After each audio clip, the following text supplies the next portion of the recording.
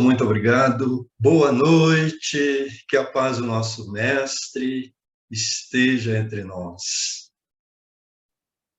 E vamos iniciar com a nossa prece, né?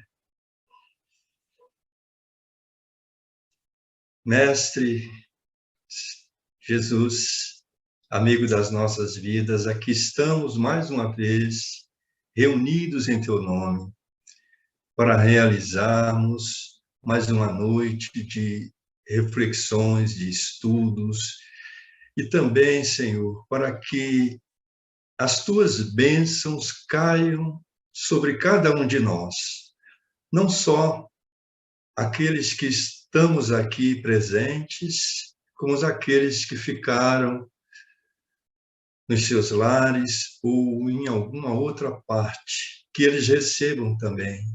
Aqueles também que não fazem parte do SEVAC, que também recebam as tuas bênçãos.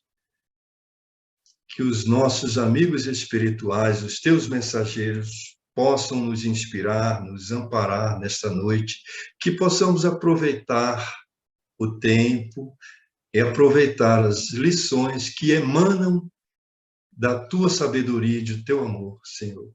Fica conosco nesses próximos minutos. Assim seja.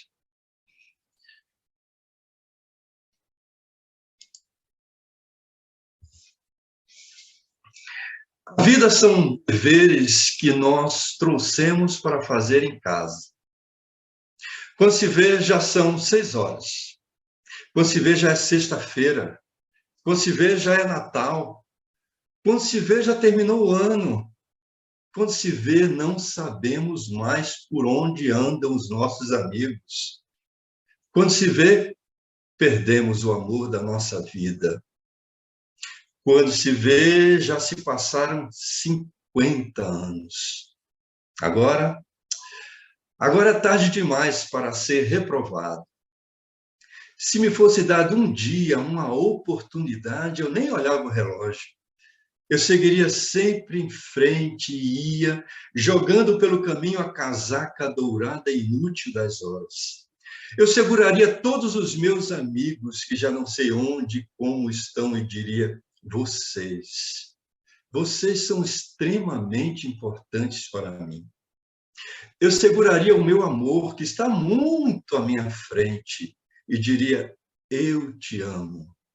Dessa forma, não deixe de fazer algo que gosta devido à falta de tempo. Não deixe de ter alguém do seu lado ou de fazer algo por puro medo de ser feliz. A única falta que será desse tempo que, infelizmente, não voltará mais. Mário Quintana.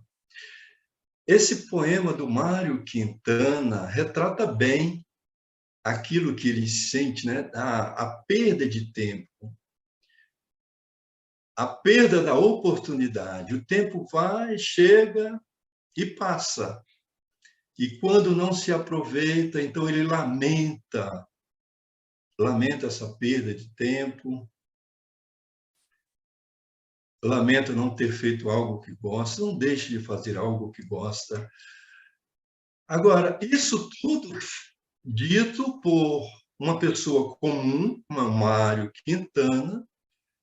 Se o tempo para ele teve essa importância tão grande, que dirá para nós, espíritas cristãos? Por isso que o nosso tema, o tempo, o que você tem feito dele, o que você tem feito do tempo? Nós vamos aqui, nesses próximos minutos, eu quero compartilhar 4 grandes reflexões, ou 4 blocos de reflexões, à guisa de advertências. Não são advertências de mim para você, são advertências da espiritualidade superior, advertências do nosso Mestre Jesus e dos seus continuadores. Nós vamos ver passagens, citações, princípios Cada uma dessas 4 reflexões, essas 4 grandes reflexões, a respeito do tempo, traz uma passagem do Novo Testamento. Uma passagem do Novo Testamento. E as palavras-chave aqui, principais, são tempo, aproveitamento e oportunidade. Então, vamos à primeira grande reflexão, a primeira advertência para todos nós. Não faça descaso do tempo, que o tempo não nos pertence. E quem vai nos trazer essa advertência é Paulo de Tarso, na sua carta aos Romanos 14, 6. Aquele que faz caso do dia, para o Senhor o faz. Aquele que faz caso do dia, para o Senhor o faz.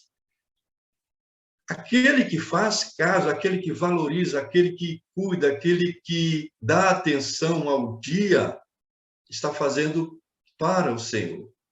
E tem o contrário também, o descaso do tempo, porque o tempo não nos pertence. O tempo pertence a Deus, o nosso Pai Celestial. O tempo é um patrimônio comum a todos, a toda a criação. Um patrimônio comum, mas não pertence a nós, pertence ao Pai. Raras são, isso diz Emmanuel, benfeitor espiritual Emmanuel, é rara a pessoa que valoriza o dia, passa o dia valorizando o dia. O tempo é raro, porque normalmente a maioria das pessoas desperdiça o tempo. Há pessoas exterminando possibilidades sagradas, possibilidades divinas da vida.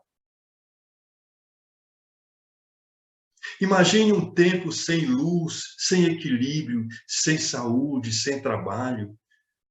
Um dia de paz, harmonia, iluminação é muito importante para a economia da vida.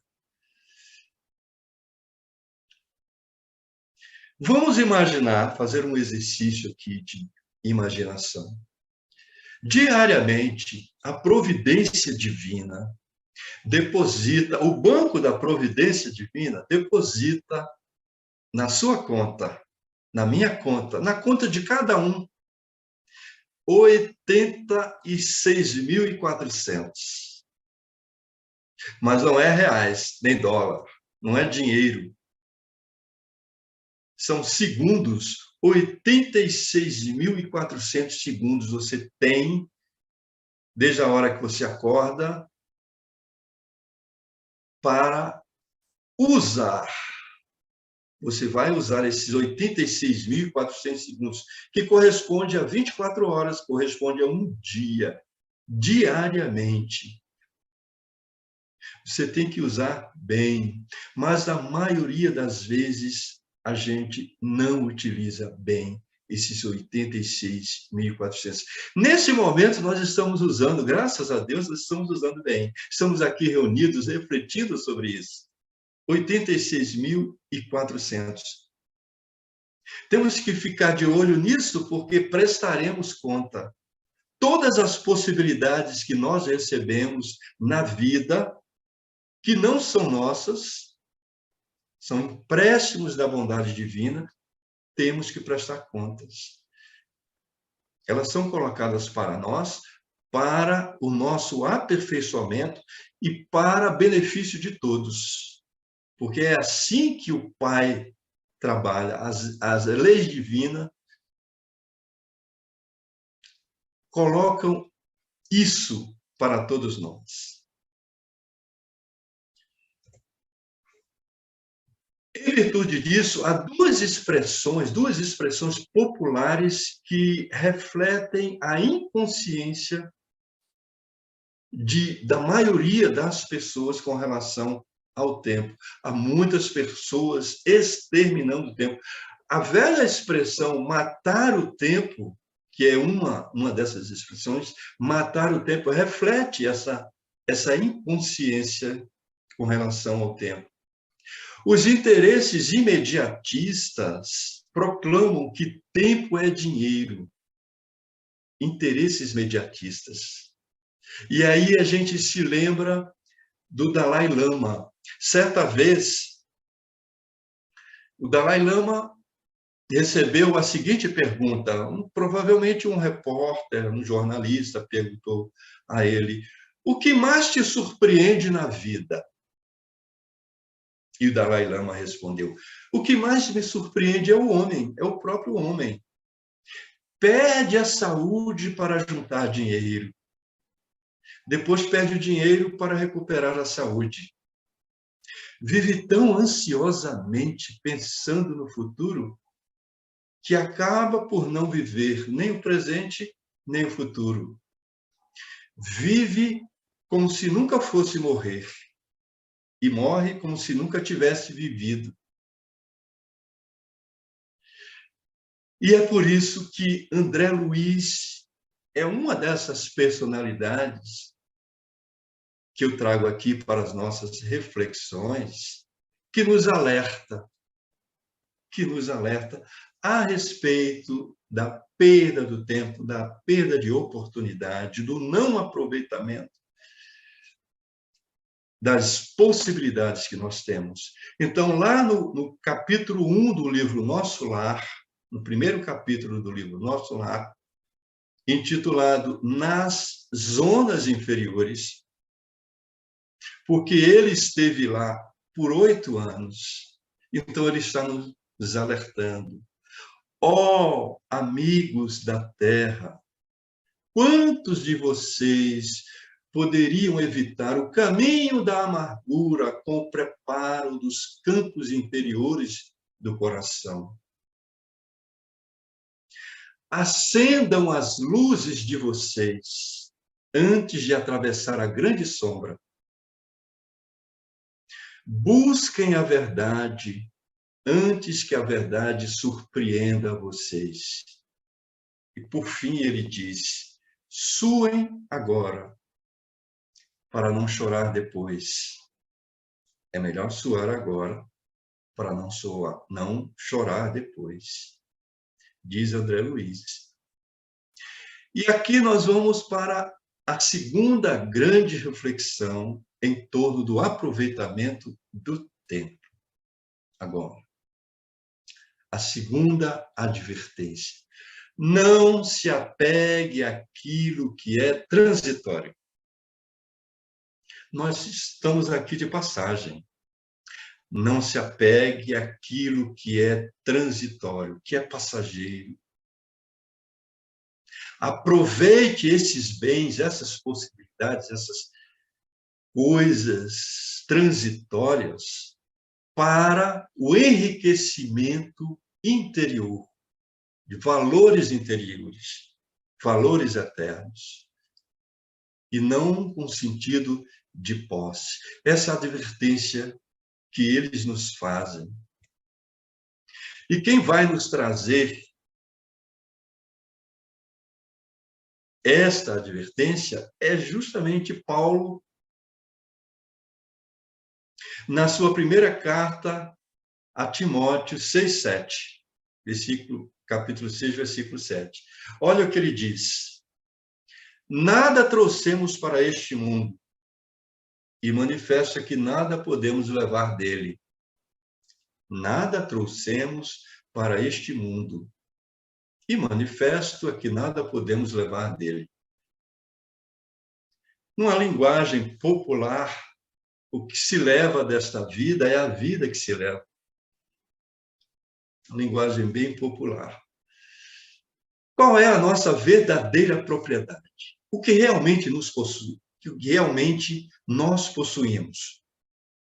Porque não possuímos casa, carro, roupas, terrenos, utensílios, etc., nem o próprio corpo possuímos. Esse corpo não é meu. Esse corpo aí não é seu. É empréstimo da bondade divina. Nada trouxemos para este mundo e manifesta que nada podemos levar dele. Mas qual é a nossa verdadeira propriedade? Quem vai nos responder isso é Pascal, o espírito de Pascal. Lá em O Evangelho segundo o Espiritismo, no capítulo 16, o item 9, Pascal tem um texto belíssimo que se chama A Verdadeira Propriedade. E ele começa dizendo que a criatura humana, eu, você, nós, nós só possuímos aquilo que nós podemos levar para o mundo espiritual. Depois da morte física, aquilo que a gente puder levar é aquilo que a gente possui.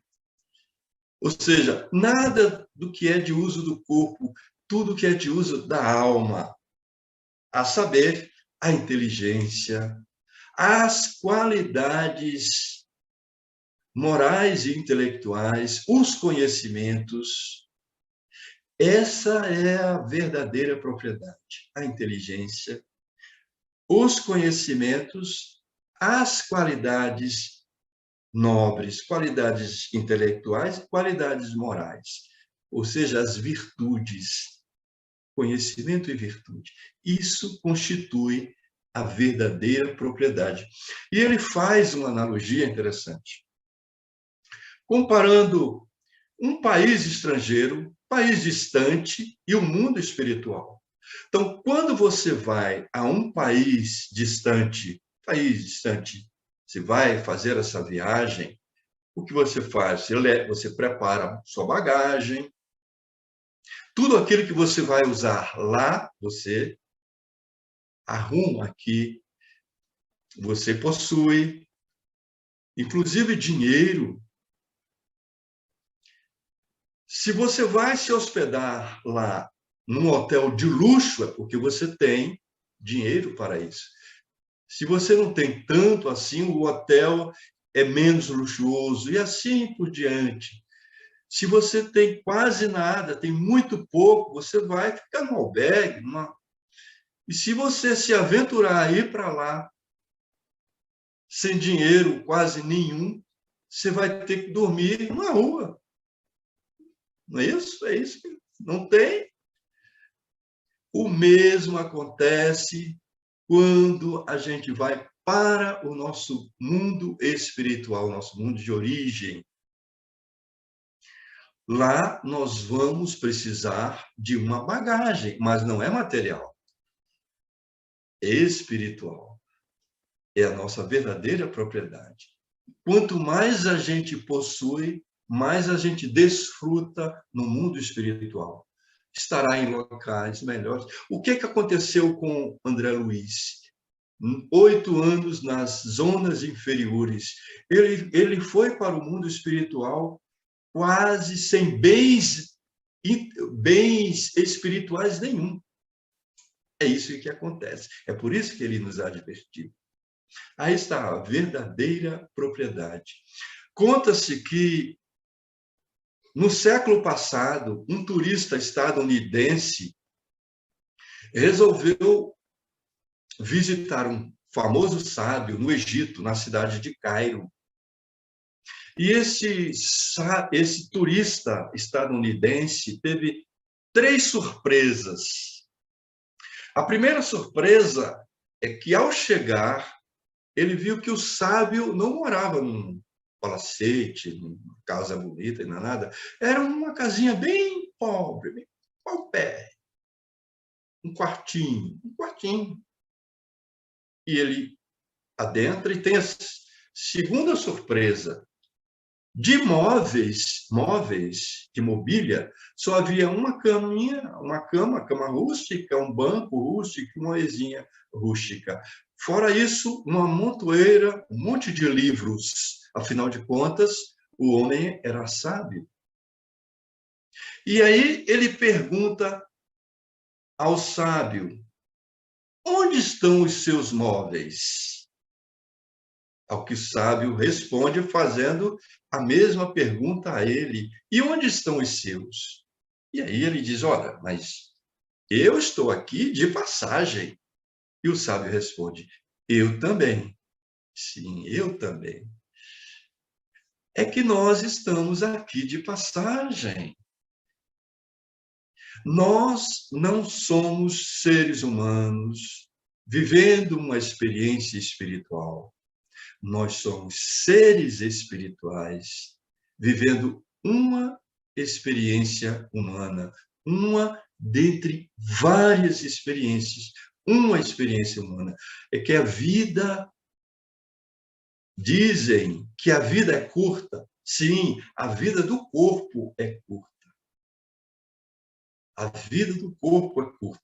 Aqueles que são materialistas dizem que a vida é curta, porque para ele a vida é só aquele espaço de tempo, aquele período de tempo que vai da morte, do nascimento, do berço ao túmulo. Mas a vida é infinita. A vida é eterna. É única, mas as existências do corpo são inumeráveis. André Luiz diz que uma existência, isso lá no prefácio do seu livro, primeiro livro, Nosso Lar, uma existência é um ato, um século é um dia, um corpo, uma veste, um serviço, uma experiência, um triunfo, uma aquisição, uma morte, um sopro renovador. Quantas existências, quantos corpos, quantos séculos, quantos serviços, quantos triunfos, quantas mortes precisamos ainda? Vamos então para a terceira grande reflexão a respeito do aproveitamento do tempo.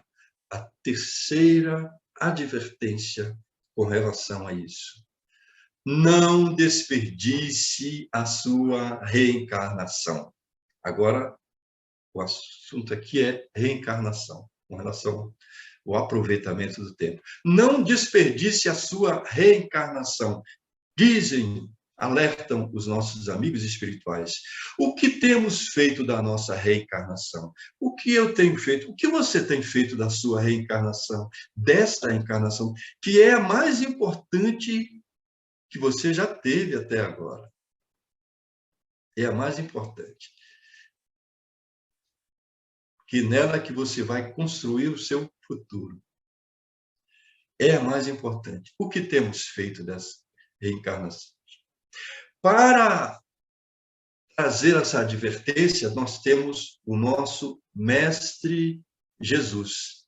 Numa frase curtinha, ele diz um monte de coisa. Andai enquanto tendes luz. Andai enquanto tendes luz. João 12:35. Nessa frase curtinha, o que ele quer dizer com isso? Vamos fazer uma analogia. Na época de Jesus, quando se ia a um local, a um lugar distante, fazer uma viagem distante, que nessa época não tinha, como hoje, não tinha automóvel, não tinha trem, não tinha ônibus, não tinha avião. Uma viagem por terra era a pé ou montado num animal. Então, era necessário aproveitar, a palavra aqui, aproveitar, a palavra-chave, aproveitar a luz do dia. Andar enquanto tendes luz.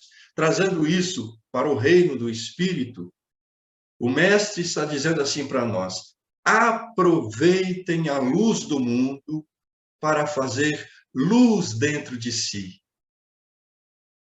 Aproveite a luz do mundo. O que são a luz do mundo? Das possibilidades que o mundo nos traz. A família, o emprego, a profissão, os amigos, a saúde, o tempo, Aproveite a luz do mundo para fazer luz dentro de si, porque ninguém avança sem luz. Por isso que André Luiz diz: acendam as luzes de vocês antes de atravessar a grande sombra. Aproveitem a luz do mundo para fazer luz dentro de si. Você está aproveitando essa encarnação? O que você tem feito dessa encarnação? André Luiz, em 2 obras, vai nos falar sobre isso. Tem uma pergunta dele na primeira obra, chamada Evolução em 2 Mundos. Na segunda parte, que é feita de perguntas e respostas. E uma pergunta interessantíssima. Qual a relação percentual de tempo existente entre os estágios que o espírito de elevação mediana vive como encarnado e como desencarnado? Qual é a relação percentual de tempo? Ele está colocando tempo no mundo espiritual, tempo no mundo corporal. Né? Eu estou aqui agora, no mundo corporal. Vai chegar um momento em que eu vou desencarnar, vou para o mundo espiritual. Eu vou viver mais tempo lá do que eu vivi aqui, ou menos, ou mais. É isso que ele está perguntando. Qual a relação percentual de tempo existente entre os estágios e o espírito de elevação mediana? Então, ele não está colocando aqui espíritos muito superiores nem inferiores. É o grosso. Somos nós. Qual a relação percentual de tempo existente entre os estágios que o espírito de elevação mediana vive como encarnado e como desencarnado? A percentagem de tempo no mundo espiritual, no plano espiritual, para os espíritos de elevação mediana, responde ele, varia com o quê? Olha a palavra, grau de aproveitamento de tempo no estágio recente que desfrutaram no corpo físico. Então, varia com o grau de aproveitamento de tempo. Quão mais vasta a provisão de conhecimento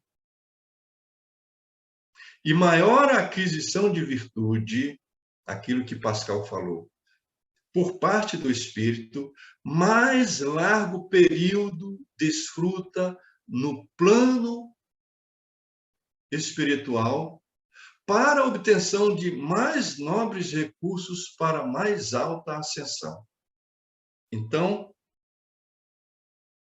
os fatores são conhecimento e virtude. Quanto mais, por isso que o tempo deve ser aproveitado. Na outra obra, que é Missionários da Luz, André Luiz escreve 3 capítulos referentes à reencarnação de Segismundo. Ele quer acompanhar essa reencarnação, o processo reencarnatório, fica louco para acompanhar. Afinal de contas, ele é cientista. E no capítulo 12, Preparação de Experiências, o Alexandre diz, olha, antes de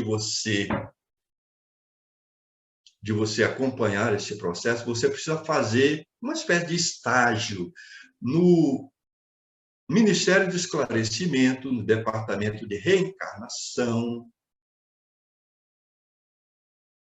E aí ele vai, André Luiz, o Alexandre apresenta a ele,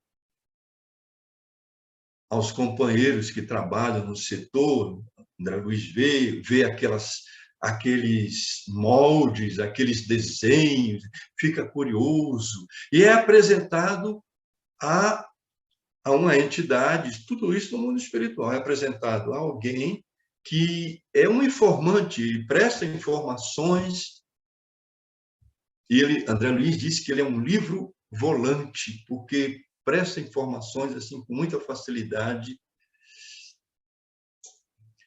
Chega um sujeito chamado Silvério,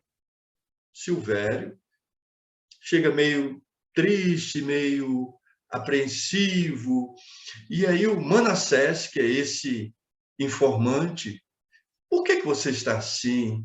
Por que essa impressão negativa? Deixe de impressões negativas, a parte disso.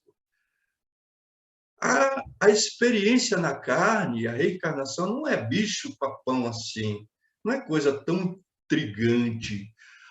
Aí o Silvério diz, é que eu temo cair nos mesmos erros, contrair novos débitos, em vez de pagar os débitos antigos, devido ao esquecimento que ocorre. A gente esquecimento. E Manassés vai dizer assim, olha, seria muito pior se você lembrasse. Seria muito pior se você se lembrasse.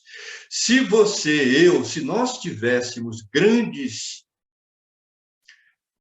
virtudes, grandes realizações, não precisaríamos recapitular nada. Não precisaríamos recapitular. Mas se nós temos muitos débitos, temos muitas quedas lá atrás, o recordar se torna algo insuportável, seria muito pior. Aí tudo bem. Para resumir, o foco aqui vai ser uma palavrinha que André Luiz fica curioso para saber o que é. E o Silvério continua e ele vai perguntar, você poderia me informar se o meu modelo está pronto? Modelo corpo físico. Esse Silvério, há 15 anos, está se preparando para reencarnar. Você poderia me informar se o meu modelo está pronto? E aí o Manassés diz, você pode buscá-lo, procurá-lo amanhã. A propósito, aliás, eu dei uma olhada no gráfico e dou a você os meus parabéns por ter aceitado as sugestões dos amigos orientadores espirituais do defeito na perna. Olha, ele aceitou a sugestão dos amigos espirituais do defeito na perna. Aí o Silvério vai dizer assim, esse defeito na perna, é claro, vai te trazer muitas preocupações, dificuldades, mas a tua decisão vai te fazer muito bem. E eles realmente vai me fazer muito bem. É um antídoto contra a vaidade, um antídoto contra a minha natureza, contra a tentação da minha natureza inferior. Muito bem. E ele continua, você poderia me informar também a média de tempo da minha futura forma física? E aí o Silvério diz, 70 anos no mínimo. E olha, trate de aproveitar as possibilidades. Olha a palavra aí, aproveitar. Trate de aproveitar as possibilidades. Nós e os seus amigos aqui desejamos, estamos torcendo para que você retorne aqui ao mundo espiritual na condição gloriosa de um completista. Eita, essa é a palavra, completista. André Luiz, o que é completista? Completista, diz Silvério, é o título que designa os raros irmãos que aproveitaram todas as possibilidades construtivas que o corpo terrestre lhes oferecia. Que é uma coisa muito... Ele diz, os raros irmãos. Imagine você aproveitar 100% da sua reencarnação. Coisa raríssima. Mas o Silvério diz que existe. Existe. Se a gente procurar assim, a gente vai dizer, será que o Chico Xavier não era um completista? Mas isso é especulação. E o Silvério vai dizer que, normalmente, nós perambulamos por lá, reencarnados, e desperdiçamos, gastamos 50%, 60%, 70% e até mais por cento das possibilidades que o corpo nos oferece, que a reencarnação nos oferece. E ainda, às vezes, com agravante de mobilizar movimentar essas forças sagradas da vida na execução de atividades que degradam a inteligência e embrutecem o coração. O completista recebe um prêmio. O prêmio é, na próxima reencarnação, quando ele for reencarnar, ele vai escolher, ele vai poder escolher o corpo que ele quiser. Ou, se ele for executar tarefas em esferas superiores, ele recebe um perispírito novo. Isso que eu achei curioso. Recebe um perispírito novo. Esse é o prêmio do completista. E vamos para a quarta advertência, grande advertência. Não deixe para amanhã. Isso do ditado, não deixe para amanhã o que você pode fazer hoje. Aproveite a oportunidade. Quem vai nos trazer de novo essa advertência é o Mestre Jesus, de novo. Concilia-te depressa com teu adversário enquanto estás no caminho com ele. Mateus 5:25. Lembra daquela música Pais e Filhos, 1989? É preciso amar as pessoas como se não houvesse o amanhã. É preciso amar as pessoas como se não houvesse o amanhã. Porque se você parar para pensar, na verdade, não há. E diz um ditado chinês: há 3 coisas que nunca voltam atrás: a flecha lançada, a palavra pronunciada e a oportunidade perdida. Muito obrigado. Deus nos abençoe.